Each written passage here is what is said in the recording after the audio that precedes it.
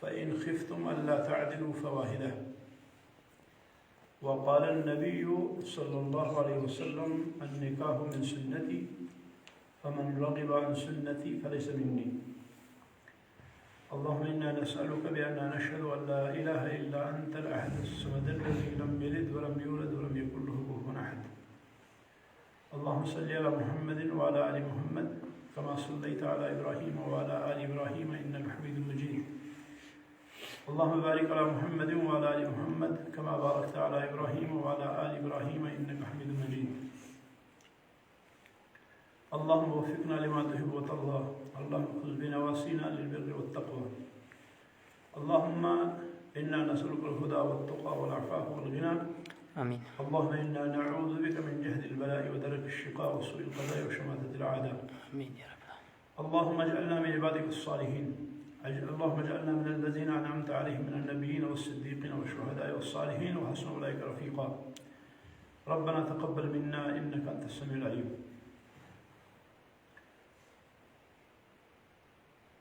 یہ جو مجلس ہے، یہ مجلس کئی اعتبار سے بہت ہی عظیم مجلس ہے، اور اس مجلس کے اندر سب سے بڑی جو بات ہے وہ یہ ہے کہ یہ مجلس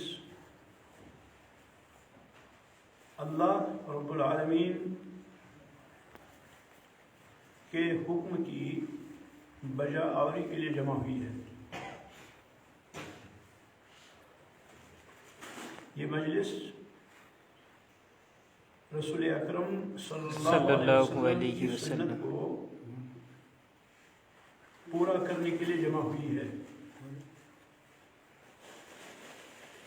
اللہ تعالیٰ کا جو حکم بجا لانا ہے، یا رسول اکرم صلی اللہ علیہ وسلم کی سنت کو جو بجا لانا ہے، یہ ترجمہ ہے اشہد ان لا الہ الا اللہ وحدہ لا شریک لہ واشہد ان محمدا عبدہ ورسولہ کا۔ چونکہ ہم نے گواہی دی ہے کہ اللہ کے بغیر ہمارا کوئی معبود نہیں، ہم نے گواہی دی ہے کہ محمد صلی اللہ علیہ وسلم اللہ کے آخری پیغمبر ہیں۔ یہ دراصل ہمارا عہد ہے، یہ ہمارا وعدہ ہے۔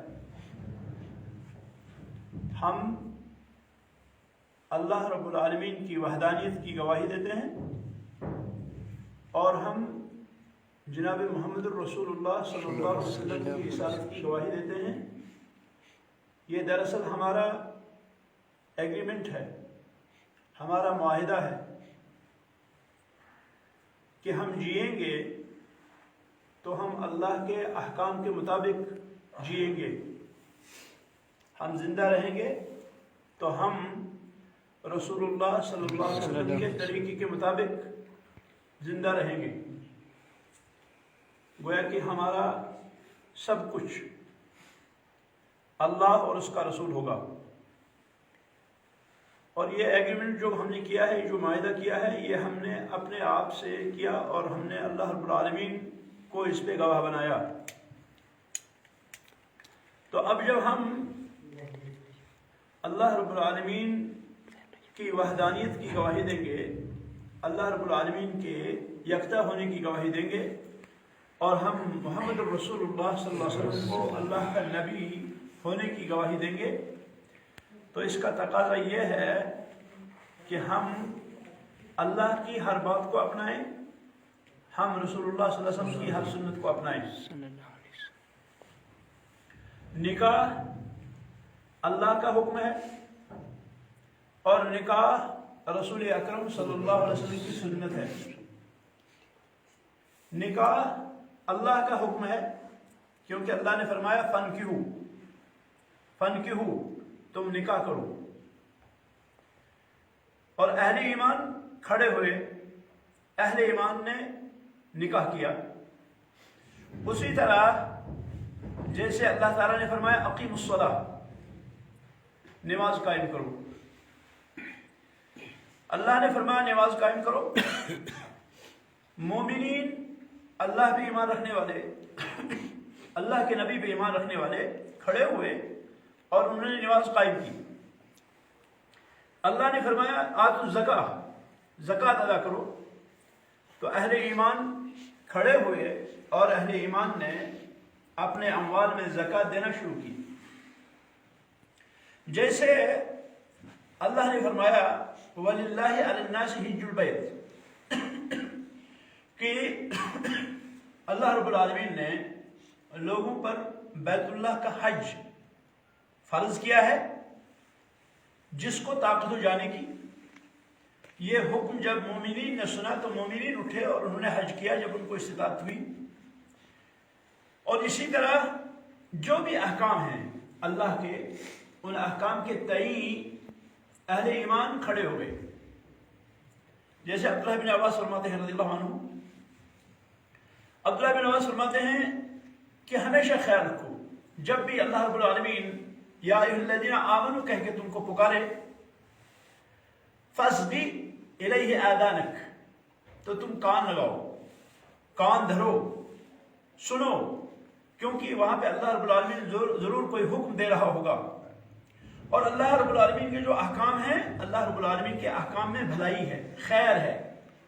اللہ رب العالمین جن چیزوں کے کرنے کا حکم دیتا ہے ان چیزوں میں خوبی ہے، ان چیزوں میں بھلائی ہے۔ جن چیزوں سے اللہ رب العالمین منع کرتا ہے ان چیزوں میں شر ہے، ان چیزوں میں خیر نہیں، ان چیزوں میں اچھائی نہیں۔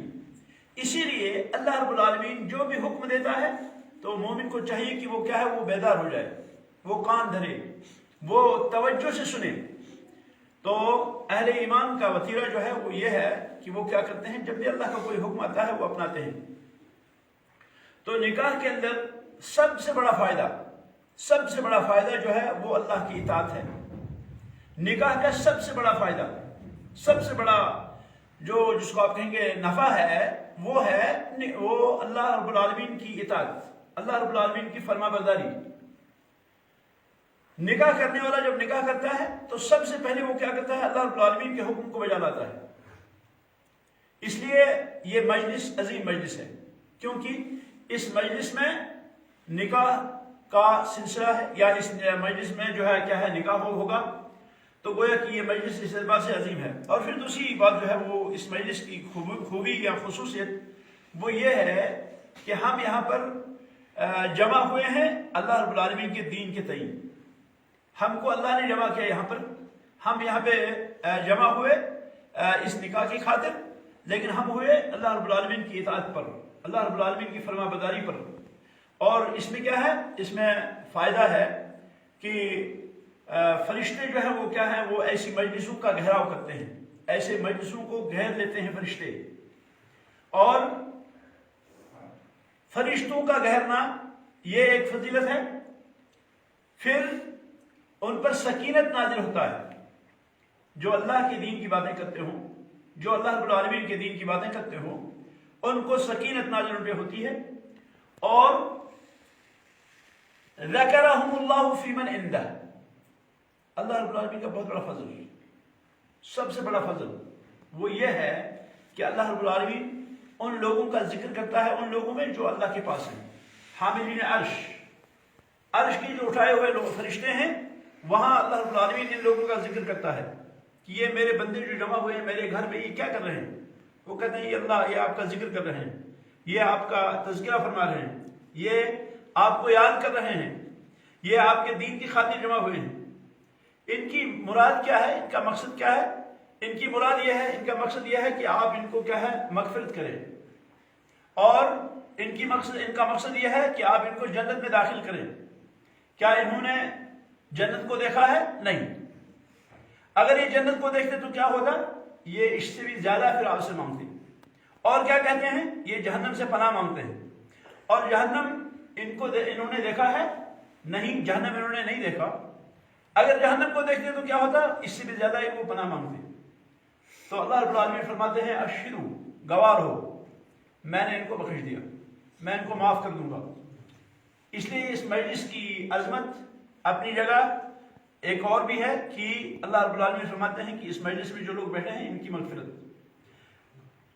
فرشتہ قضاء الہی اس مجلس کے اندر ایک آدمی بیٹھا تھا جس کا مقصد یہ نہیں تھا کہ وہ سنے، البتہ وہ شریک ہو گیا، تو اللہ فرمائیں گے ہؤلاء لا یشقی بہم جلیسہم، یہ ایسے لوگ ہیں کہ جن کے ساتھ میں یوں ہی بیٹھنے والا بھی محروم نہیں کیا جا سکتا، اس کو بھی مغفرت۔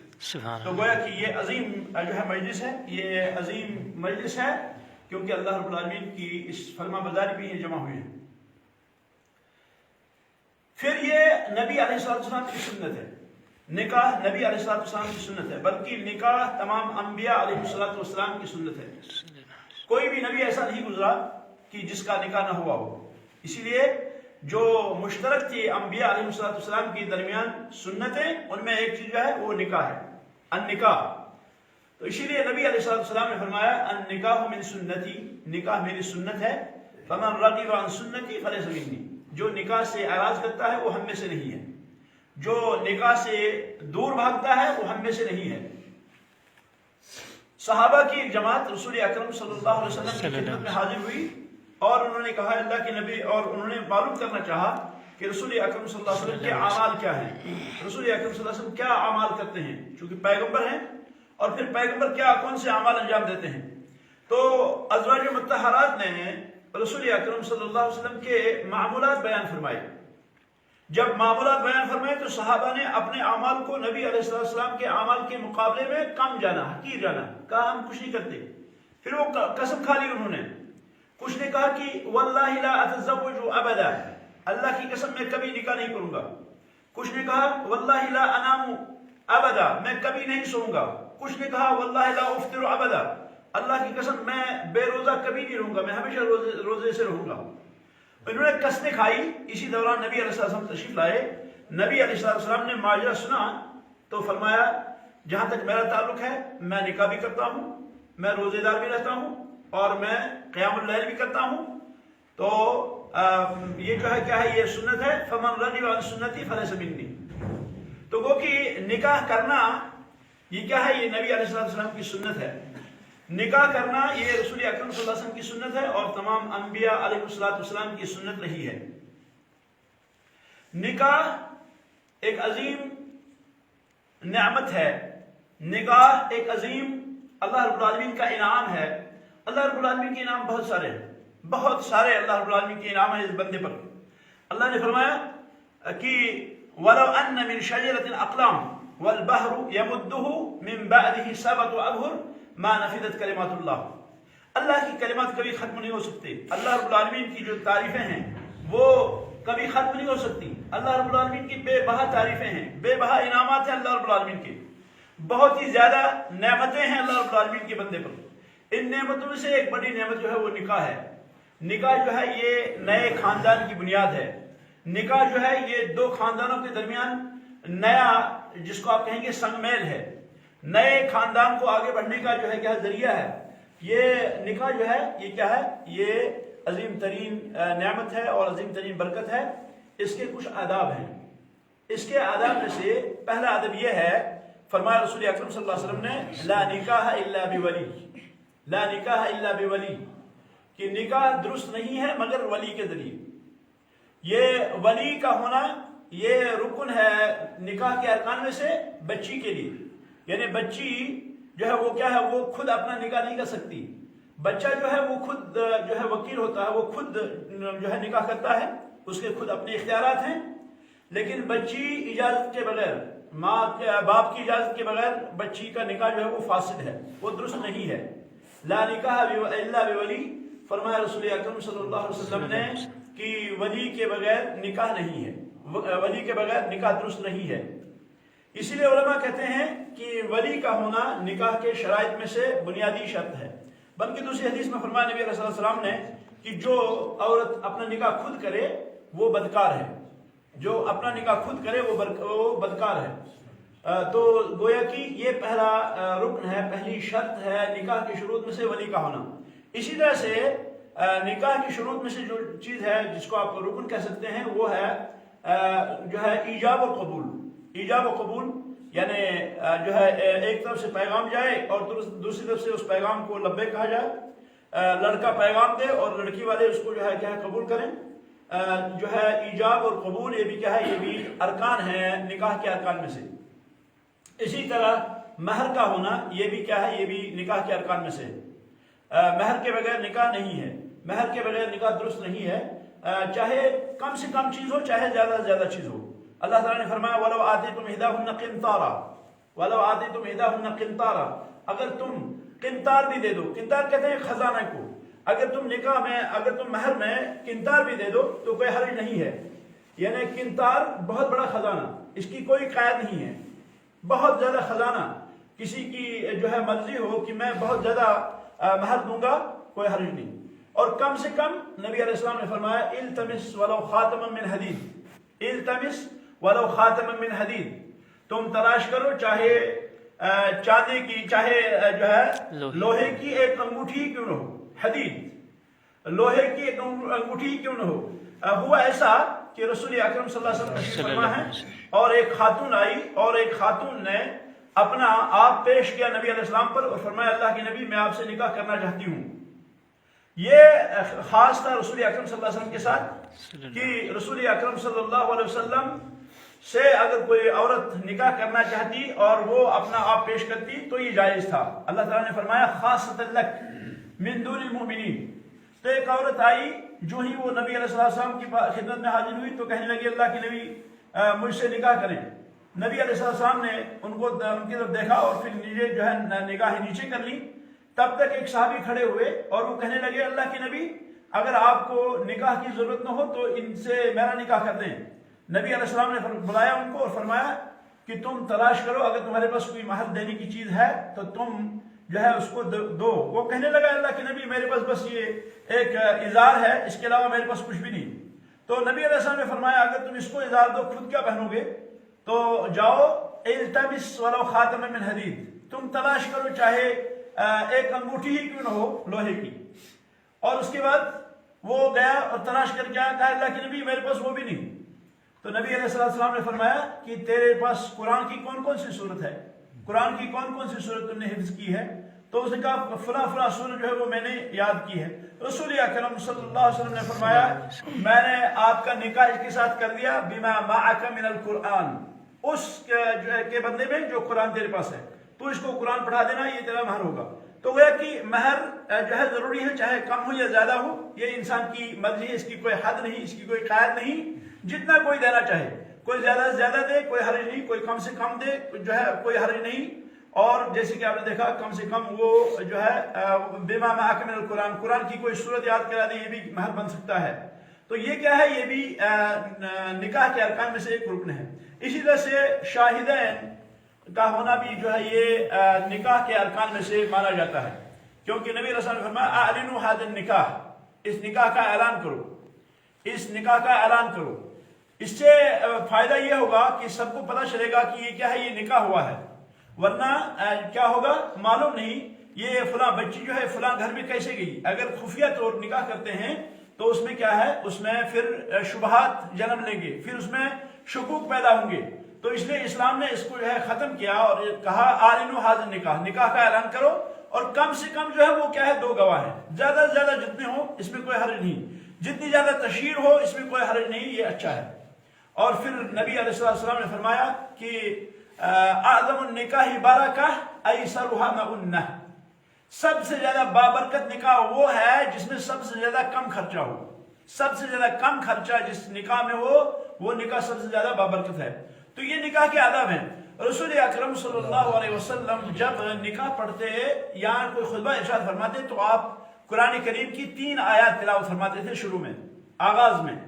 پہلی آیت سورہ آل عمران کی آیت یا ایھا الذین آمنوا اتقوا اللہ حق تقاتہ ولا تموتن الا وانتم مسلمون. یا ایھا الذین آمنوا اتقوا اللہ حق تقاتہ ولا تموتن الا وانتم مسلمون. اور دوسری آیت سورہ نساء کی یا ایھا الناس اتقوا ربکم الذی خلقکم من نفس واحدہ وخلق منها زوجها وبث منهما رجالا كثيرا ونساء واتقوا الله الذي تساءلون به والارحام ان اللہ کان علیکم رقیبا، اور تیسری آیت سورہ احزاب کی یا ایھا الذین آمنوا اتقوا اللہ وقولوا قولا سدیدا یصلح لکم اعمالکم ویغفر لکم ذنوبکم ومن یطع اللہ ورسولہ فقد فاز فوزا عظیما۔ پہلی جو آیت ہے یہ سورہ آل عمران کی آیت، اس میں اللہ تعالیٰ فرماتے ہیں یا ایھا الذین آمنوا اتقوا اللہ حق تقاته، یا ایھا الذین آمنوا، اے ایمان والو، اتقوا اللہ، اللہ تعالیٰ سے ڈرو، حق تقاته، ایسے جیسے اللہ تعالیٰ سے ڈرنے کا حق ہے۔ اللہ سے ڈرنے کا حق کیا ہے؟ اس کی تفسیر میں عبداللہ بن مسعود فرماتے ہیں رضی اللہ عنہ، فرماتے ہیں ان یعلم فلا یجہل، اللہ تعالیٰ سے ڈرنے کا یہ معنی ہے، یعنی اللہ تعالیٰ سے ڈرنے کا حق یہ ہے کہ اللہ کے بارے میں علم حاصل کیا جائے، اللہ کی معرفت حاصل کی جائے، اللہ سے آدمی غافل نہ رہے۔ وَلَا تَكُونُوا كَالَّذِينَ نَسُوا اللَّهَ فَأَنْسَاهُمْ أَنفُسَهُمْ وَلَا تَكُونُوا كَالَّذِينَ نَسُوا اللَّهَ، ان لوگوں کی طرح مت ہو جاؤ، نسوا اللہ، جنہوں نے اللہ کو بھلا دیا، فَأَنْسَاهُمْ أَنفُسَهُمْ، جب انہوں نے اللہ کو بھلا دیا تو اللہ نے ان کو سزا دی کہ ان کو خود اپنا آپ بھول گیا، ان کو اپنا پتہ ہی نہیں رہا ہم کون ہیں۔ ورنہ اللہ نے کیا فرمایا؟ وَلَقَدْ كَرَّمْنَا بَنِي آدم، وَلَقَدْ كَرَّمْنَا بَنِي آدم، ہم نے بنی آدم کو باعزت بنایا ہے۔ وَحَمَلْنَاهُمْ فِي الْبَرِّ وَالْبَحْرِ، ہم نے ان کو بہت بڑا مقام دیا، لیکن انسان نے جب وہ حرکتیں کی، جب انسان نے اللہ رب العالمین کو بھلا دیا تو نتیجہ کیا نکلا کہ انسان کو خود اپنی حیثیت معلوم ہی نہیں رہی۔ آج آپ دیکھیں گے کہ آج انسان ایسی حرکتیں کرتا ہے جو شیطانی حرکتوں سے بدتر حرکات ہیں، ایسی حرکتیں کرتا ہے جو حیوانوں سے بھی بدتر حرکات ہیں، ایسے معاملات انجام دیتا ہے جو بہت ہی ذلیل ترین ہیں، ایسے معاملات انجام دیتا ہے جو قابل گھن ہیں، جن سے بدبو آتی ہے، حیوانیت، شیطنت، نہ معلوم کون کون سے مسائل ہیں اس انسان کے اندر۔ کیوں؟ اس لیے کہ انسان نے اپنا مقام جو ہے وہ کھو دیا، انسان کو اپنا مقام پتہ ہی نہیں ہے۔ انسان کو اللہ نے اشرف المخلوقات بنایا۔ اللہ تعالیٰ نے فرمایا سخر لکم ما فی السماوات وما فی الارض، اللہ تعالیٰ نے تمہارے تابع بنا دیا، وہ سارا جو آسمانوں میں ہے جو زمینوں میں ہے، یہ تمہارے تابع ہے، یہ تمہارے تابع ہے، یہ تمہارے پیروکار ہیں، یہ ایسے رہیں گے جیسے تم چاہو گے، تم کو سیادت ہے ان پر، تم کو قیادت ہے ان پر، پوری کائنات تمہارے تابع ہے، پوری کائنات انسان کے تابع ہے، پوری کائنات جو ہے یہ اللہ نے انسان کے لیے بنائی۔ سخر لکم، اللہ نے اس کو مسخر بنا دیا۔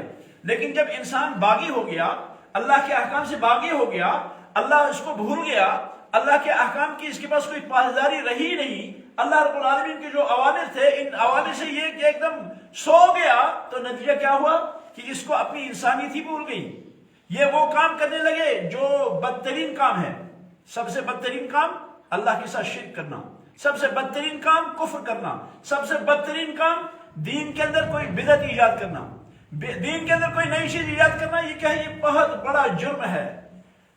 بدعت کرنے والا جو بدعتی ہوتا ہے، گویا کہ بدعتی جو ہے وہ دعویٰ کرتا ہے دبے لفظوں میں کہ اللہ رب العالمین نے محمد الرسول اللہ صلی اللہ علیہ وسلم کو نہیں بتایا، مجھ کو پتہ چل گیا، نعوذ باللہ۔ وہ گویا کہ دعویٰ کرتا ہے اس بات کا کہ مجھے محمد الرسول اللہ صلی اللہ علیہ وسلم سے زیادہ علم ہے۔ وہ دبے لفظوں میں یا یہ کہتا ہے کہ رسول اکرم صلی اللہ علیہ وسلم نے کچھ دین کو چھپایا جو انہوں نے بتایا نہیں، میں بتا رہا ہوں۔ تو یہ بدعت جو ہے یہ بہت بڑی جرت ہے، یہ بدعت جو ہے یہ بہت بڑی جرت ہے اللہ رب العالمین کے خلاف۔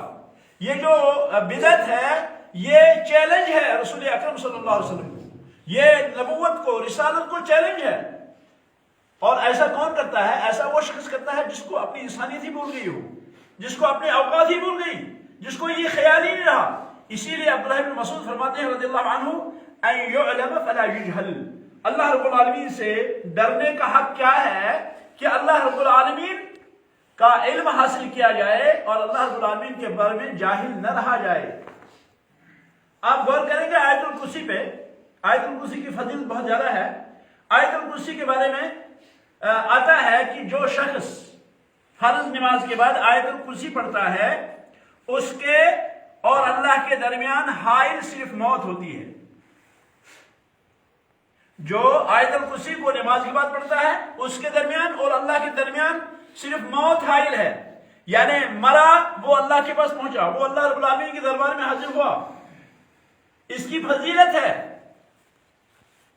لیکن اس آیت الکرسی میں ہے کیا؟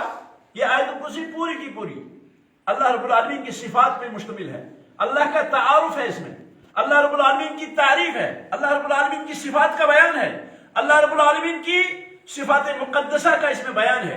غور کرے آدمی یہ ہے کیا؟ یہ کیا ہوتا ہے؟ اللہ لا الہ الا هو الحی القیوم لا تأخذه سنة ولا نوم له ما في السماوات ما في الأرض من ذا الذي يشفع عنده إلا بإذنه يعلم ما بين أيديهم وما خلفهم ولا يحيطون بشيء من علمه إلا بما شاء وسع كرسيه السماوات والأرض ولا يؤوده حفظهما وهو العلي العظيم۔ غور تو کرے آدمی اس میں کیا ہے؟ اس میں اللہ کا تعارف ہے۔ قل والله احد اللہ الصمد لم یلد ولم یولد ولم یکن له کفوا احد۔ غور تو کرے آدمی اس میں کیا ہے؟ جمعہ کو آپ پڑھتے ہیں یدبر الامر من السماء الى الارض ثم يعرج اليه في يوم كان مقداره الف سنة مما تعدون عالم الغیب والشہادہ۔ آپ غور کریں اس پر، یہ کیا ہے؟ یہ اللہ کا تعارف ہے، یہ اللہ کی جانکاری ہے۔ تو عبداللہ بن مسعود فرماتے ہیں رضی اللہ عنہ، اللہ سے ڈرنے کا حق یہ ہے، یہ جو اللہ رب العالمین نے فرمایا، جس آیت کو رسول اکرم صلی اللہ علیہ وسلم ہر خطبے میں ہر نکاح میں پڑھا کرتے تھے، یا الذین آمنوا اتقوا اللہ حق تقاتہ، تو اس میں ایک یہ نقطہ ہے ان یعلم فلا یجہل، کہ اللہ رب العالمین کا علم حاصل کیا جائے، اللہ رب العالمین سے غافل نہ رہا جائے، اللہ رب العالمین سے جاہل نہ رہا جائے۔ بندہ نماز پڑھتا ہے، کم از کم اپنے رب کو تو جانے، جس کے لیے سجدہ کرتا ہے اس کو تو جانے، جس کے سامنے سر جھکاتا ہے اس کو تو جانے، وہ معلوم ہو بھائی میں نماز پڑھ رہا ہوں، کس کے سامنے میں پڑھ رہا ہوں، اس کا علم تو حاصل کرے۔ اب جس نے علم حاصل کیا گویا کہ اس نے کیا ہے؟ اللہ سے وہ ڈرا جیسے اللہ سے ڈرنے کا حق ہے۔ اور پھر فرماتے ہیں عبداللہ بن مسعود دوسرا نقطہ، وَأَن يُشْكَرَ وَلَا يُكْفَرُ، وَأَن يُشْكَرَ فَلَا يُكْفَرُ، اللہ رب العالمین سے ڈرنے کا حق یہ ہے کہ اللہ رب العالمین کا شکر ادا کیا جائے، اللہ رب العالمین کا شکر ادا کیا جائے، اللہ رب العالمین کی ناشکری نہ کی جائے۔ اللہ رب العالمین کا شکر یہ کیا ہے؟ یہ واجب ہے، کیونکہ اللہ رب العالمین نے گھٹا ٹوپ بہترین نعمتوں سے انسان کو نوازا ہے، بہت زیادہ نعمتوں سے نوازا ہے، شروع سے لے کے آخر تک، زندگی سے پہلے، زندہ ہونے سے پہلے، پھر زندہ ہونے کے بعد، پھر مرنے کے بعد، پھر قیامت میں۔ ابن قیم رحمۃ اللہ علیہ فرماتے ہیں اللہ رب العالمین کی نعمتیں اتنی زیادہ ہے کہ آدمی جو ہے ان پہ کیا ہے؟ ان کا احاطہ نہیں کر سکتا، دنیا میں بھی آخرت میں بھی۔ اگر اس دنیاوی زندگی کے اندر انسان تقوی شعار بنا، اگر اس دنیاوی زندگی کے اندر انسان اچھا بنا، اگر اس دنیاوی زندگی کے اندر انسان جو ہے وہ اللہ رب العالمین کا چہیتا بنا، اللہ رب العالمین کا محبوب بنا، اس نے وہ اعمال کیے جو اللہ رب العالمین کو پسند ہیں، تو اس کی جو ہے دائمی زندگی، اس کی آخرت کی زندگی ہمیشہ کے لیے درست ہو گئی۔ اللہ رب العالمین نے رسول اکرم صلی اللہ علیہ وسلم سے وعدہ فرمایا وَلَسَوْفَ يُؤْتِيكَ رَبُّكَ فَتَرْضَىٰ وَلَسَوْفَ يُؤْتِيكَ رَبُّكَ فَتَرْضَىٰ وَالْآخِرَةُ خَيْرٌ لَكَ مِنَ الْأُولَىٰ وَالْآخِرَةُ خَيْرٌ لَكَ مِنَ الْأُولَىٰ، آخرت جو ہے وہ دنیا سے بہتر ہے آپ کے لیے۔ جب رسول اکرم صلی اللہ علیہ وسلم کے لیے آخرت دنیا سے بہتر، تو ہمارے لیے کیا وہ آخرت دنیا سے بہتر نہیں ہوگی؟ ہمارے لیے بھی وہ آخرت دنیا سے بہتر ہے، اور آخرت ہے ہی دنیا سے اچھی، آخرت دنیا سے اچھی ہے۔ اور آخرت تب ملے گی جب اللہ کے احکام کی جو ہے پیروی کرے گا شخص۔ یہ آخرت تب ملے گی جب اس دنیا میں آدمی کیا ہے؟ اعمال کرے، اچھے اعمال کرے، ایمان باللہ۔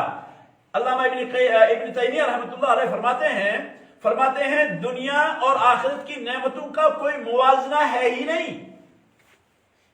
دنیا اور آخرت کی نعمتوں کا مقابلہ ہے ہی نہیں، یعنی آخرت کی ساری نعمتیں دنیا کی ساری نعمتوں سے بڑھ کر ہے، سوائے ایک چیز کے کہ وہ ساری نعمتوں سے بڑھ کر ہے۔ وہ کیا ہے؟ وہ ہے ایمان۔ ایمان ایسی نعمت ہے جو ساری نعمتوں سے بڑھ کر ہے۔ آخرت کی نعمتیں، آخرت کی جو نعمتیں ہیں ان نعمتوں میں بھی ایمان سب سے بڑی نعمت ہے، ورنہ آخرت کی نعمتیں زیادہ بڑی ہیں دنیا کی نعمتوں سے، زیادہ اچھی ہیں دنیا کی نعمتوں سے۔ تو گو کہ اللہ رب العالمین نے اللہ رب العالمین کا شکر ادا کیا جائے اور اللہ رب العالمین کی ناشکری نہ کی جائے.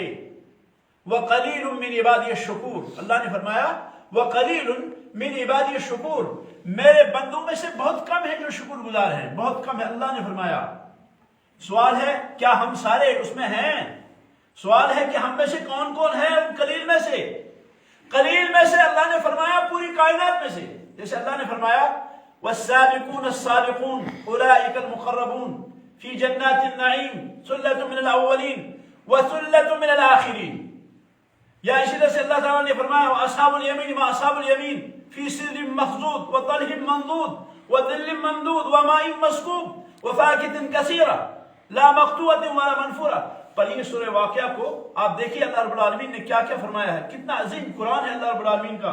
سورہ واقعہ پہ غور کیجیے. آپ سورہ واقعہ کو آپ سامنے رکھیے، آپ واقعی پڑھیے اس کو، پھر دیکھیے ذرا اللہ رب العالمین کیا کہنا چاہتا ہے. اللہ رب العالمین کیا فرما رہے ہیں ہم سے اللہ رب العالمین کیا مطالبہ کرتے ہیں.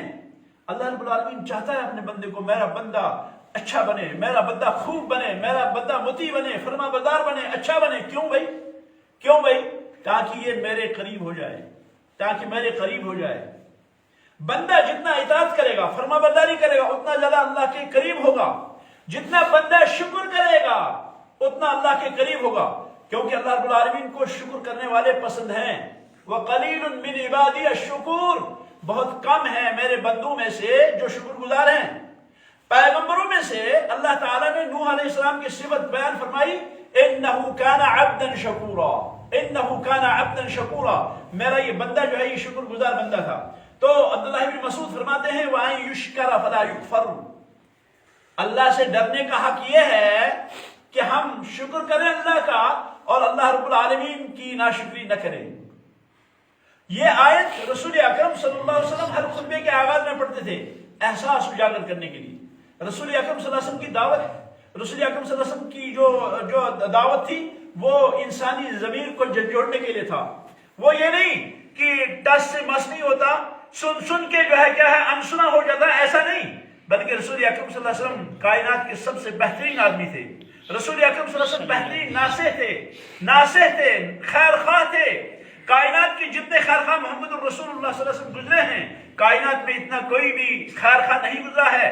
سب سے عظیم خیر خواہ رسول اکرم صلی اللہ علیہ وسلم گزرے ہیں. اور رسول اکرم صلی اللہ علیہ وسلم یہ چاہتے تھے کہ اللہ کے بندے یہ کیا ہیں، یہ اللہ کے زیادہ قریب ہوں. اسی لیے آپ دیکھیں گے سورہ کہف پڑھیے، آپ دیکھیں گے کہ اللہ رب العالمین فرماتے ہیں کہ فَلَعَلَّكَ بَاخِعٌ نَفْسَكَ عَلَىٰ آثَارِهِمْ إِن لَّمْ يُؤْمِنُوا بِهَٰذَا الْحَدِيثِ أَسَفًا.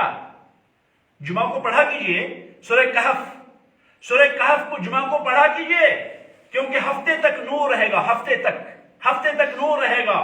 اور پھر دجال بھی اگر ظاہر ہو جائے، دجال آپ پر اثر انداز نہیں ہوگا. سورہ کہف پڑھیے، یہ جو ہے دجال سے محفوظ رہنے کا ذریعہ ہے. اور یہ کیا ہے، یہ نور ہے ہفتے کے لیے. اس میں کیا ہے فَلَعَلَّكَ بَاخِعٌ نَفْسَكَ. اللہ فرماتے ہیں رسول اکرم صلی اللہ علیہ وسلم کو فَلَعَلَّكَ، اے میرے نبی شاید کہ آپ بَاخِعٌ نَفْسَكَ اپنے آپ کو ہلاک کریں گے. إِن لَّمْ يُؤْمِنُوا بِهَٰذَا الْحَدِيثِ أَسَفًا، ارے لوگوں کو کیا ہو گیا، یہ اس حدیث پہ ایمان کیوں نہیں لاتے. حدیث یہاں قرآن کو کہا گیا. إِن لَّمْ يُؤْمِنُوا بِهَٰذَا الْحَدِيثِ أَسَفًا، افسوس کرتے ہوئے. اور آتا ہے روایت کے اندر کہ کبھی نبی علیہ السلام کسی پہاڑ پہ چڑھتے اور جو ہے وہاں سے اپنے آپ کو گرا دینے کا ارادہ کرتے کہ میں گرا دوں گا. بھائی میں تو قرآن سنا رہا ہوں لوگوں کو، لیکن لوگ کیا کر رہے ہیں، لوگ اعراض کر رہے ہیں، لوگ سنتے ہی نہیں. میں تو اللہ کا کلام سنا رہا ہوں. یعنی حریص تھے رسول اکرم صلی اللہ علیہ وسلم. رسول اکرم صلی اللہ علیہ وسلم بہت ہی زیادہ حریص تھے اس بات کی کہ کائنات کی بھلائی ہو، کائنات جو ہے وہ کیا ہے وہ اچھی ہو، وہ اللہ کے قریب ہو، اللہ کے سارے بندے بن جائیں. اللہ نے کیا فرمایا؟ اللہ نے فرمایا وَلَوْ أَنَّهُمْ آمَنُوا وَاتَّقَوْا لَفَتَحْنَا عَلَيْهِمْ بَرَكَاتٍ مِّنَ السَّمَاءِ. وَلَوْ أَنَّهُمْ آمَنُوا، اگر پوری کائنات ایمان لے آئے، پوری کائنات اگر ایمان لے آئے، وَاتَّقَوْا متقی بن جائے تو کیا ہوگا؟ لَفَتَحْنَا عَلَيْهِمْ بَرَكَاتٍ مِّنَ السَّمَاءِ، ہم آسمان سے رحمتوں کے برکتوں کے دروازے کھول دیں گے. ان پر رحمتوں کے دروازے کھول دیں گے. رسول اکرم صلی اللہ علیہ وسلم نے پیش گوئی فرمایا زمانہ آئے گا میری نسل سے ایک امام آئے گا مہدی، جس کا نام محمد بن عبداللہ ہوگا. مہدی اس کا لقب ہوگا. وہ آئیں گے اور وہ کائنات کو امن سے بھر دیں گے، وہ کائنات کو امن سے بھر دیں گے، امن بہت زیادہ ہوگا۔ وہ کیا کریں گے؟ وہ خیر اس وقت بہت زیادہ عام ہوگی۔ اس وقت ایک معمولی دانہ جو ہے وہ کیا ہے، کئی آدمیوں کی غذا ہوگی۔ اس وقت کیا ہوگا؟ ایک بیل کا سر ایک قبیلے کے لیے، ایک خاندان کے لیے کافی ہوگا۔ برکتوں کا ظہور ہوگا، بہت زیادہ برکتیں ہوں گی، ایمان ہی ایمان ہوگا، یا کفر کا جو ہے کیا گروہ ہوگا یا ایمان کا گروہ ہوگا۔ تو گویا کہ ایمان لانے میں فوائد ہیں، ایمان لانے میں فوائد ہیں۔ اگر پورا معاشرہ ایماندار بن جائے، اگر پورا معاشرہ متقی بن جائے، اللہ کا وعدہ ہے لَفَتَحْنَا عَلَيْهِمْ بَرَكَاتٍ مِنَ السَّمَاءِ، ہم آسمان سے رحمتوں کے دروازے کھول دیں گے۔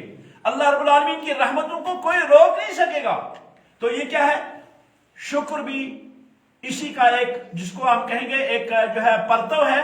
اگر ہم شکر کریں گے تو اللہ رب العالمین نعمت زیادہ دے گا۔ اللہ نے وعدہ کیا ہے لَإِن شَكَرْتُمْ لَأَزِيدَنَّكُمْ، اگر تم شکر کرو گے تو میں جو ہے زیادہ دوں گا۔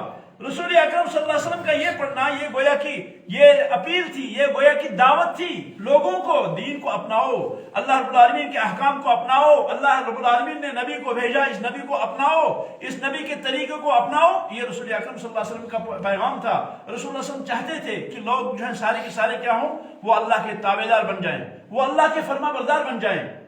تو اسی لیے عبداللہ بن مسعود رضی اللہ عنہ فرمایا کرتے تھے وَأَن يُشْكَرَ فَلَا يُكْفَرُ، وَأَن يُشْكَرَ فَلَا يُكْفَرُ۔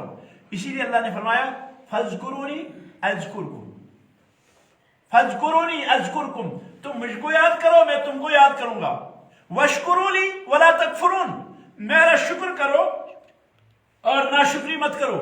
تو گویا کہ شکر کرنا اللہ رب العالمین کا یہ واجب ہے، یہ حق ہے، یہ عظیم حق ہے اللہ رب العالمین کا۔ یہ چاہیے آدمی کو کیا کرے کہ وہ اللہ رب العالمین کا شکر ادا کرے۔ رسول اکرم صلی اللہ علیہ وسلم یہ آیت بھی پڑھا کرتے تھے اور فرماتے تھے حق تقاتہ ولا تموتن الا وانتم مسلمون، یہ عظیم پیغام ہے، ولا تموتن الا وانتم مسلمون۔ اس دنیا سے ہر کوئی جانا ہے، ہر کسی کو جانا ہے یہ دنیا چھوڑ کر۔ رسول اکرم صلی اللہ علیہ وسلم کو خطاب کیا جبریل امین علیہ السلام نے، مسند احمد کی حدیث ہے، رسول اکرم صلی اللہ علیہ وسلم کو خطاب کیا جبریل نے، احبب من شئت، محبت کر لو جس سے کرنی ہے، دن آئے گا فإنک مفارقہ، تم اپنے محبوب سے تم کو جدا ہونا ہی ہونا ہے۔ کتنی محبت کر لو، کیونکہ یہ دنیا دار العمل ہے، یہ دنیا جو ہے یہ جو ہے ایسا گھر ہے جسے رخصت ہونا ہی ہونا ہے، یہ ڈیرا جمانے کی جگہ نہیں ہے، اس سے جانا ہے۔ اسی لیے نبی علیہ السلام اس موقع پر یہ آیت پڑھا کرتے تھے کہ خوشیوں میں زیادہ مست مت ہو جانا، بلکہ یاد رکھنا کہ ہمیں اس دنیا سے جانا بھی ہے۔ وَلَا تَمُوتُنَّ إِلَّا وَأَنْتُمْ مُسْلِمُونَ، جب جاؤ تو تم مسلمان بن کے جانا۔ یعقوب علیہ السلام نے اپنی اولاد کو جمع کیا، مرتے ہوئے، پیغمبر ہیں، جمع کیا، اور جمع جب کیا تو کیا کہہ رہے ہیں؟ أَمْ كُنْتُمْ شُهَدَاءَ إِذْ حَضَرَ يَعْقُوبَ الْمَوْتُ إِذْ قَالَ لِبَنِيهِ مَا تَعْبُدُونَ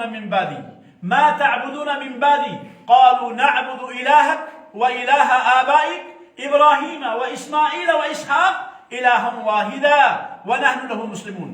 گو کہ یہ پیغمبرانہ دعوت ہے، یہ پیغمبرانہ دعوت ہے کہ وہ کیا ہے، وہ خوشیوں میں بھی یاد دلاتے ہیں کہ زیادہ خوشی میں مست مت ہو جانا، زیادہ خوشیوں میں مست مت ہو جانا، بلکہ آخرت کو بھی یاد رکھنا۔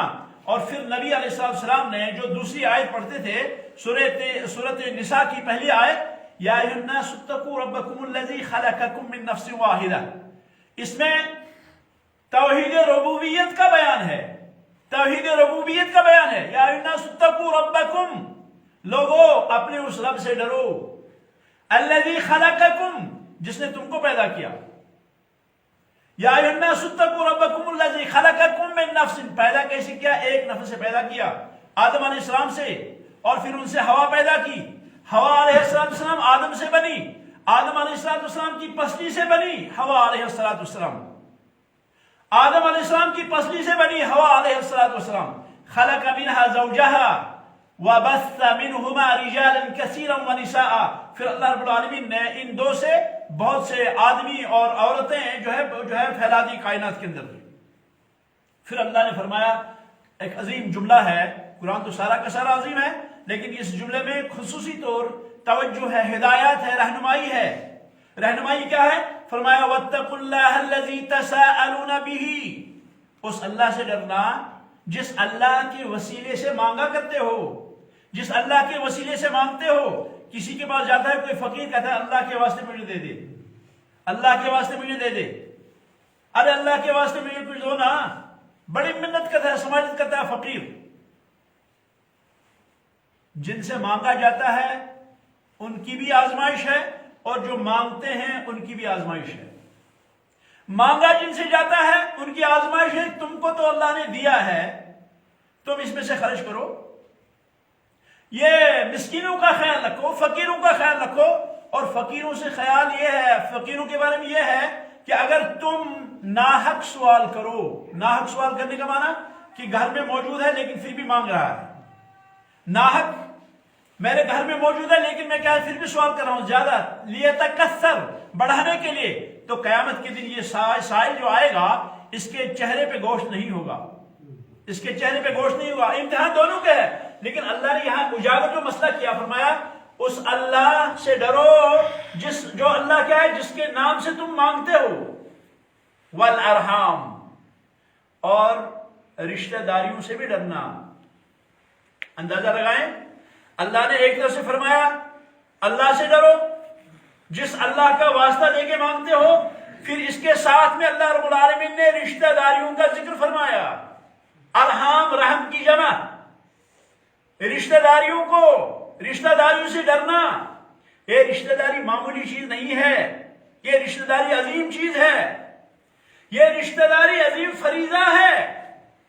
حدیث کے اندر آتا ہے رسول اکرم صلی اللہ علیہ وسلم نے فرمایا یہ جو رشتہ داری ہے یہ اللہ رب العالمین کے عرش کے پاس پہنچی اور کہا اللہ سل من وصلنی وقطع من قطعنی، الہی جو مجھ کو جوڑتا ہے اس کو تو جوڑ، الہی جو مجھ کو توڑتا ہے تو اس کو توڑ۔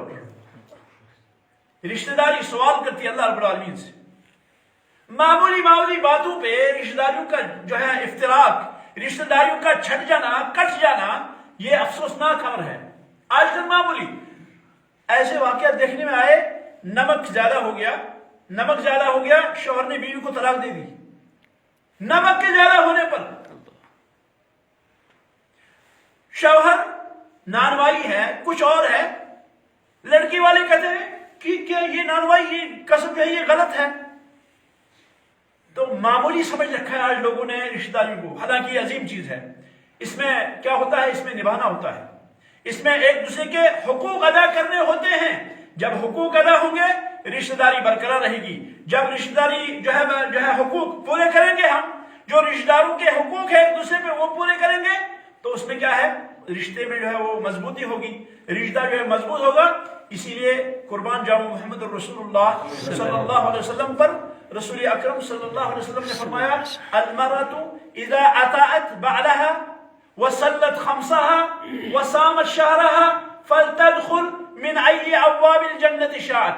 جب عورت اطاعت بعلها اپنے شوہر کی فرما برداری کرتی ہے، وصلت خمسها اپنی 5 نمازیں پڑھتی ہیں، وصامت شهرها اپنے مہینے کے روزے رکھتی ہیں، فلتدخل من ای ابواب الجنت شاءت، وہ جنت کے جس دروازے سے چاہے اس دروازے سے داخل ہو جائے۔ نبی نے فرمایا، میں نہیں کہتا۔ گو اگر وہ اپنے حقوق ادا کرتی ہے اس کے لیے جنت کے سارے دروازے کھلے۔ نبی علیہ السلام کی قربان جاؤں، پہلے رسول اکرم صلی اللہ علیہ وسلم نے فرمایا اطاعت بعلها، شوہر کا نام ہے پہلے، پھر فرمایا نماز، پھر فرمایا روزہ، حقوق کی پاسداری، اور شوہر کو کیا فرمایا، تطعمها اذا طعمت وتكسوها اذا اكتسيت، جب تم خود کھاؤ تو اس کو بھی کھلاؤ۔ عورت نے اپنے باپ کو چھوڑ دیا، اپنے بھائیوں کو چھوڑ دیا، اپنے خاندان کو چھوڑ دیا، سب کو چھوڑ دیا، تجھ میں فدا ہوئی، اس نے اپنے آپ کو تیرے لیے وقف کیا۔ اب کیا کرے گا تو تطعمها اذا طعمت، تو کھانا کھلائے گا اس کو جب خود کھائے گا، جب خود کھائے گا تو اس کو کھلائے گا۔ وَتَكْسُوهَا إِذَا اكْتَسَيْتَ، جب خود پہنے گا تو اس کو بھی پہنائے گا۔ میں نہیں کہتا، محمد الرسول اللہ صلی اللہ علیہ وسلم فرما رہے ہیں۔ وَلَا تَضْرِبِ الْوَجْهِ، چہرے پہ مت مارنا، وَلَا تُقَبِّحْ، بد رد مت کہنا، تانے مت دینا، تیرا باپ ایسا ہے، تیرے بھائی ایسے ہیں، تیرا خاندان ایسا ہے، تیری چیزیں ایسی ہیں، اس کو قباحت کہیں گے، تو ایسی ہے، پتہ نہیں فلان جو ہے تمہارا قریبی رشتہ دار وہ یہ ایسا ہے. اس سے منع کیا رسول اکرم صلی اللہ علیہ وسلم. جب حقوق پورے ہوں گے رشتہ داری صحیح چلے گی، اگر حقوق میں کمی ہوئی تو رشتہ داری پھر آگے پنپ نہیں سکتی، رشتہ داری پھر آگے نہیں پنپ سکتی. اس لیے رسول اکرم صلی اللہ علیہ وسلم خطبے کے آغاز میں فرماتے تھے وَاتَّقُوا اللَّهَ الَّذِي تَسَاءَلُونَ بِهِ وَالْأَرْحَامَ، اور پھر اس کے بعد جو جملہ ہے، قرآن جی چاہتا ہے قرآن پہ فدا ہو جاؤ.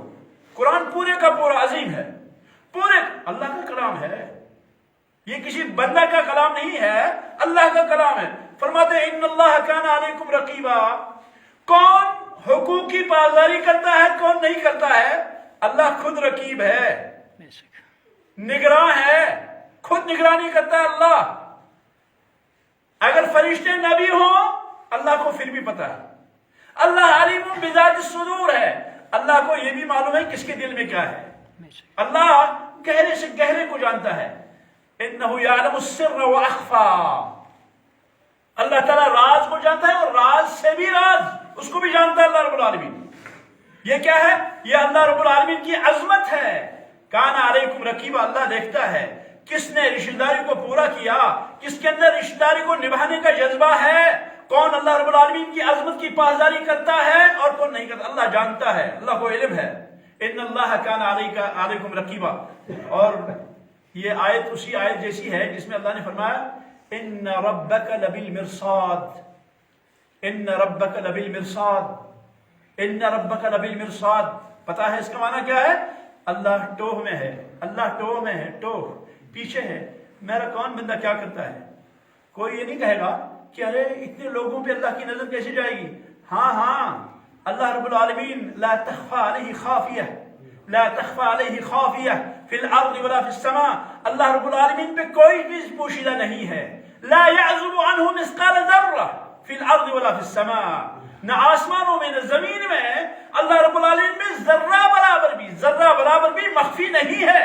اللہ کے لیے سب عیاں ہے. اللہ رب العالمین کو اپنے بندوں کی پہ نظر ہے.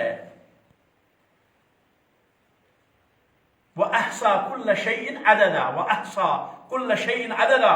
یہ اللہ کی عظمت ہے. تو فرمایا آخر پہ پہلے رشتہ داری کو اجاگر کیا، پہلے اللہ رب العالمین کی عظمت کو اجاگر کیا، بعد میں فرمایا ان اللہ کان علیکم رقیبا.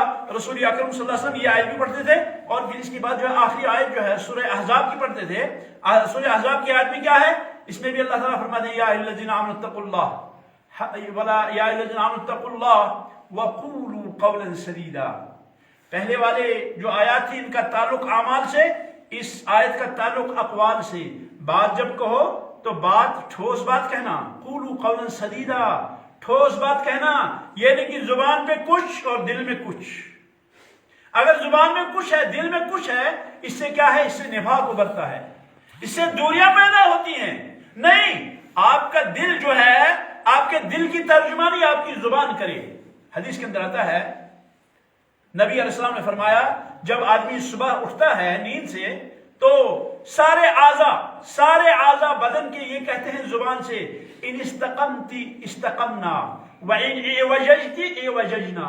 اگر تو ٹھیک رہی ہم سارے ٹھیک رہیں گے، اگر تو بگڑ گئی ہم سارے بگڑ گئے. زبان سے کہتے ہیں سارے اعضاء، سارے بدن کے اعضاء، ہاتھ بھی، پاؤں بھی، دل بھی، ساری چیزیں یہ زبان سے کہتی ہیں. زبان ترجمان ہے، ترجمان.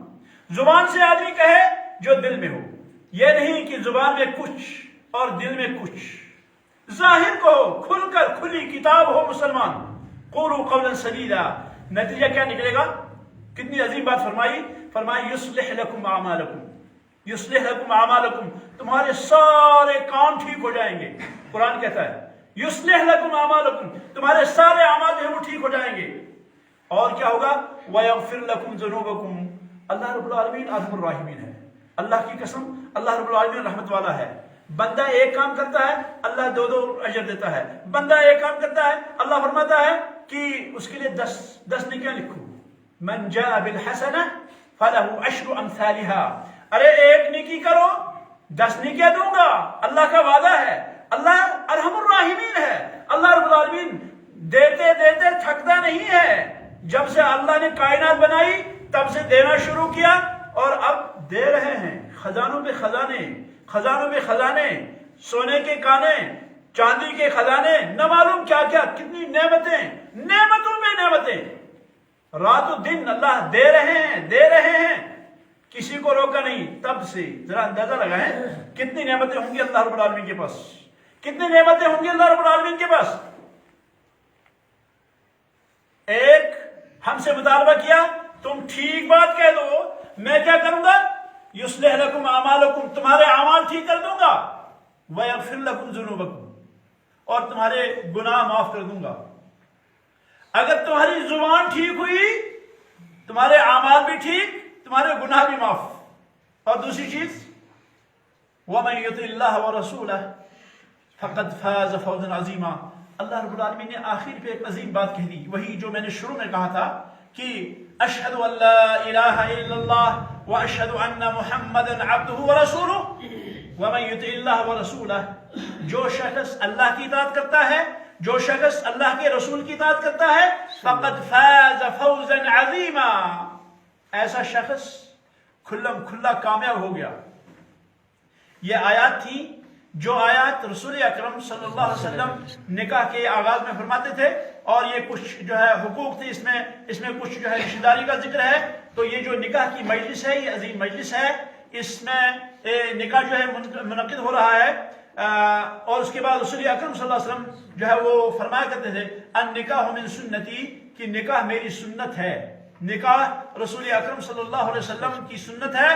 فمن رغب عن سنتی، جو شخص میری سنت سے رغبت کرتا ہے، بے رغبتی کرتا ہے، فلیس منی، وہ ہم میں سے نہیں. کل میں پرسوں پڑھ رہا تھا، شاید یونس بن یونس نام ہے ایک جلیل القدر تابعی کا. وہ فرماتے ہیں کہ جوانوں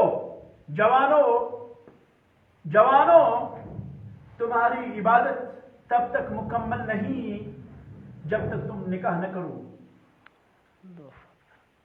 تمہاری عبادت تب تک ناقص ہے جب تک تم نکاح نہ کرو. عظیم جملہ ہے. آج ہوتا کیا ہے؟ آج نہیں جی، پہلے کارخانہ ہمیں چاہیے، پہلے ہمیں جو ہے کاروبار چاہیے، پہلے جی ہمیں پڑھائی مکمل کرنی ہے، پہلے ہمیں یہ کرنا. یہ فضول کے جو ہے جملے ہیں. یہ کیا کرتے ہیں؟ یہ جوانوں کی جوانی کو تباہ کرتے ہیں. تو خوش قسمت ہیں وہ جوان جن کو اللہ رب العالمین توفیق دے نکاح کی. نوجوانوں کو آگے بڑھنا چاہیے، نوجوانوں کو آگے آنا چاہیے، وہ نکاح کریں. فرمایا رسول اکرم صلی اللہ علیہ وسلم یا معاشر الشباب، یا معاشر الشباب، اے جوانوں، من استطاع منکم الباءۃ، تم میں سے جو شخص قوت رکھتا ہے نکاح کی، فلیتزوج، اس کو چاہیے کہ وہ کیا کرے؟ وہ نکاح کرے. فإنہ اغض للبصر، یہ نگاہ کو جو ہے کیا ہے؟ جھکا دینے والا ہے. وأحسن للفرج، اور شرمگاہ کی حفاظت ہے. یہ جس شخص نے نکاح کیا اس کا آدھا دین پورا ہو گیا، اس کو آدھا دین بچانا ہے. تو جوانوں کو چاہیے کہ وہ کیا کریں؟ وہ شادی میں پیش قدمی کریں. اللہ کی قسم، آج اگر کسی جوان کو توفیق ملتی ہے نکاح کرنے کی، وہ بہت عظیم نوجوان ہے. اگر کسی بچی کو ملتی ہے، وہ عظیم بچی ہے جس کو نکاح کی جو ہے توفیق ملتی ہے. ہمیں چاہیے کہ ہم کیا کریں؟ ہم نکاح کو عام کریں تاکہ معاشرہ جو ہے معاشرے کو سدھار ہو اور اللہ رب العالمین کی اطاعت ہو، اللہ رب العالمین کی فرما برداری ہو. اللہ رب العالمین سے دعا ہے کہ الہی اس نکاح کو بابرکت بنا. الہی کہ ہم سے جو کوتاہیاں ہوئی ان سے درگزر فرما. الہی اس نکاح کو دونوں خاندان کے درمیان مربوط جو ہے بنا اور یہ جو ہے مضبوطی کا سبب بنا. الہی ان کو اپنی اطاعت میں جو ہے استعمال فرما. الہی ہم سبوں کو اپنی اطاعت اور فرما برداری کرنے کی توفیق عطا فرما. اقول قولی ھذا واستغفر الله لي ولكم ولسائر المسلمين من كل ذنب فاستغفروه انه هو الغفور الرحيم. سبحانك اللهم وبحمدك اشهد ان لا اله الا انت استغفرك واتوب اليك. وصلى الله على نبينا محمد وعلى اله وصحبه اجمعين.